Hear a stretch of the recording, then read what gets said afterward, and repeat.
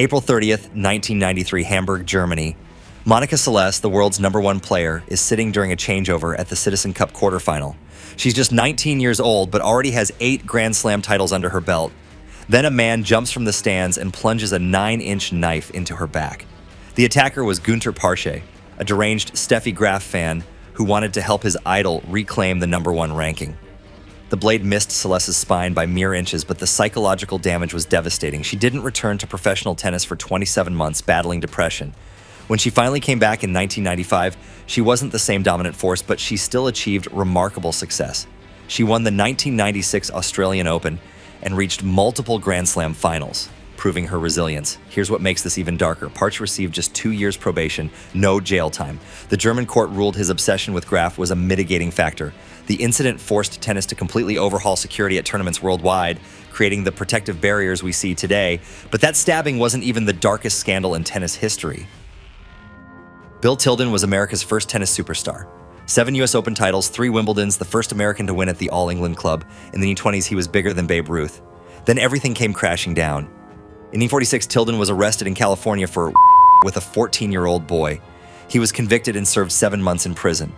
3 years later, in 1949, he was arrested again for a similar offense with another minor and served another year behind bars. While Tilden is still acknowledged in historical tennis records, his criminal convictions cast a permanent shadow over his achievements.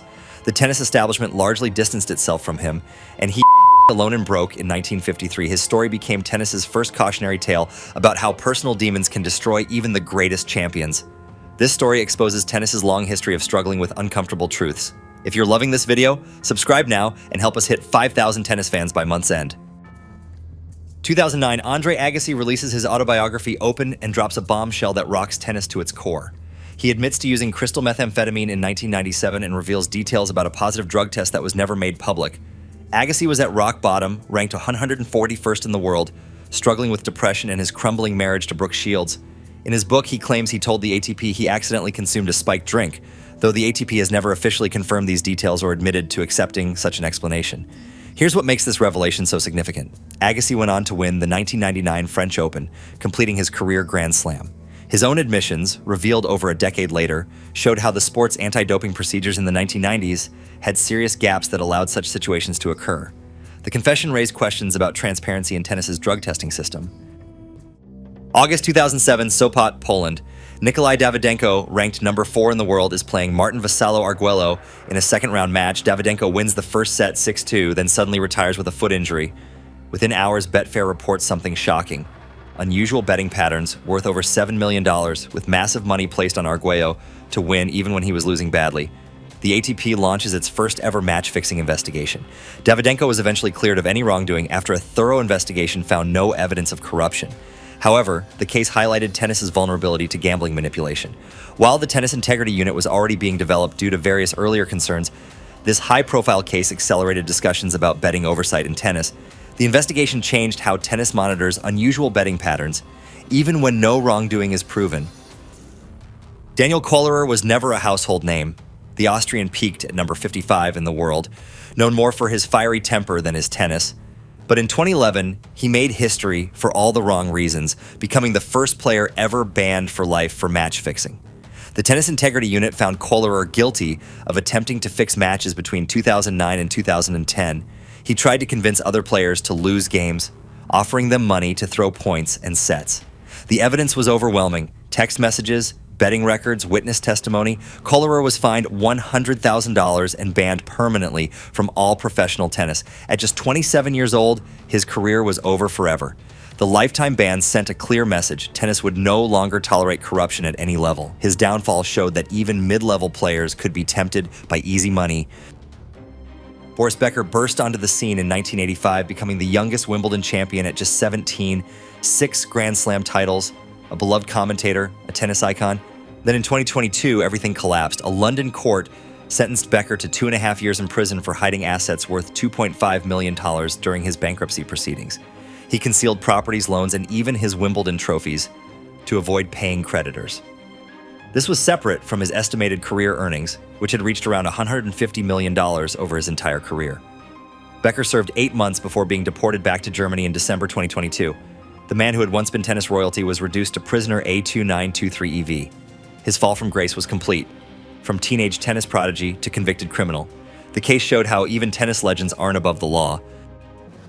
January 2022, Novak Djokovic, 20-time Grand Slam champion and 9-time Australian Open winner, arrives in Melbourne expecting to defend his title. Instead, he's detained at immigration and held in a refugee detention center.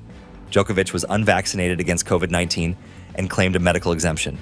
What followed was a complex legal battle involving multiple court proceedings, public debates about health policies, and intense media scrutiny. Australian authorities ultimately rejected his exemption claim. After days of legal proceedings and public controversy, Immigration Minister Alex Hawke used his discretionary powers to cancel Djokovic's visa and deport him. The decision came with a 3-year ban from entering Australia. Djokovic missed the tournament where Rafael Nadal won his 21st Grand Slam, taking the lead in the GOAT race. The saga divided tennis fans worldwide and showed how global health policies could intersect with professional sports in unprecedented ways. March 2024, Jannik Sinner, the sport's rising star and 2024 Australian Open champion, tests positive for Clostebol, a banned anabolic steroid, during Indian Wells. The tennis world holds its breath. Sinner claims the positive test came from contamination through his physiotherapist's massage spray. An independent tribunal initially accepts his explanation and clears him to continue playing. He goes on to win the US Open later that year. However, the case involves ongoing legal proceedings with various sports organizations. The World Anti-Doping Agency has appealed the initial decision, and the final outcomes continue to evolve. The situation highlights the complex procedural aspects of modern anti-doping cases and the need for consistent application of rules. The case demonstrates the ongoing challenges in tennis's anti-doping system. Nick Kyrgios has always been tennis's enfant terrible. The Australian is known for his on-court tantrums, his feuds with other players, and his controversial statements. But in 2021, his behavior crossed into legal territory. Kyrgios was charged with assaulting his ex-girlfriend Chiara Passari in Canberra.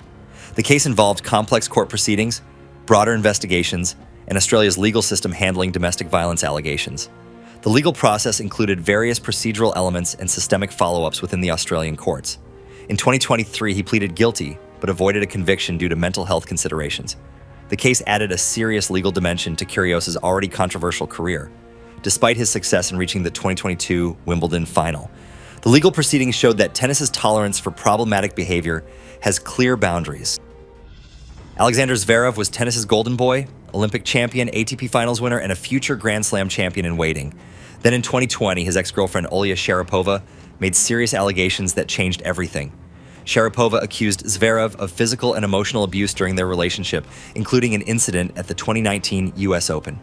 The allegations sent shockwaves through tennis and prompted various responses from different parties involved. The ATP launched an investigation with specific procedural guidelines, but it was closed in 2023 due to insufficient evidence to reach conclusive findings. The case highlighted tennis's internal policies for handling such allegations and the challenges of balancing due process with victim protection. The lack of conclusive findings left the tennis community divided on how to interpret the situation.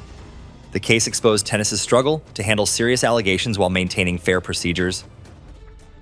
March 2016, Maria Sharapova, 5-time Grand Slam champion and the world's highest-paid female athlete, calls a press conference that stuns the tennis world. She announces she's failed a drug test at the Australian Open for meldonium, a heart medication that had just been banned. Sharapova claimed she'd been taking the drug legally for health issues for 10 years and didn't know it had been added to the banned list. The fallout was immediate but varied among her sponsors. Nike suspended her contract, while other brands like Porsche and Tag Heuer had different public relations and contractual responses. Not all dropped her indefinitely or equally. The WTA initially banned her for 2 years, later reduced to 15 months.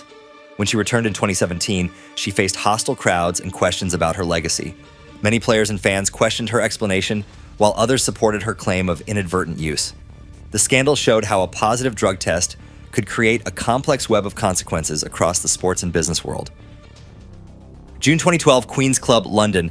David Nalbandian, former world number 3 and 2002 Wimbledon finalist, is playing Marin Cilic in the Aegon Championships final. Frustrated after losing a crucial point, Nalbandian kicks an advertising board in anger. The board shatters and a piece flies into line Judge Andrew McDougall's shin, causing a bleeding wound. Nalbandian is immediately disqualified, handing Cilic the title. He's fined $12,160 and docked 150 ranking points. The incident was a shocking display of how quickly tennis frustration can turn dangerous. McDougall required medical treatment And while Nalbandian was heavily criticized, he did make subsequent efforts to address the situation and continued playing professionally for another year before retiring in 2013. The disqualification became one of the most memorable examples of unsportsmanlike conduct in tennis history. And we arrived at the end of this video. If you've loved it, please subscribe and watch our next video here.